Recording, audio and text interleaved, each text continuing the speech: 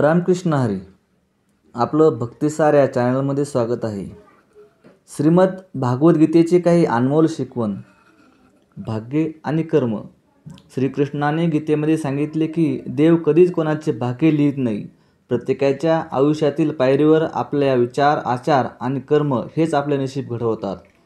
यामुळे आपल्याला आपले कार्य योग्य प्रकारे पार पाडणे आवश्यक आहे, कारण आपल्या कर्मानेच भविष्य निर्धारित होते.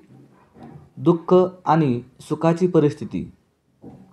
गीतेमध्ये श्रीकृष्णाने अर्जुनाला हे सांगितले की जीवनात परिस्थिती कधीही कायम राहत नाही. जशी आनंदाची स्थिती असते तशीच दुःखाची स्थिती देखील बदलत राहते. त्यामुळे दुःखाच्या वेळी धीर सोडू नये आणि संकटांना सामोरे जावे. संशय आणि विश्वास. श्रीकृष्णाने अर्जुनाला सांगितले की जीवनात दोन प्रकारचे लोक असतात, एक संधी देणारे आणि दुसरे फसवणूक करणारे. त्यामुळे प्रत्येकाने सावधपणे वागून योग्य मार्गावर चालणे आवश्यक आहे. भगवंत आणि न्याय. गीतेमध्ये भगवान श्रीकृष्णाने हे स्पष्ट केले आहे की तो कधीच कोणावर अन्याय करत नाही. त्याने प्रत्येकाला त्याच्या कर्मानुसारच दिलेले आहे.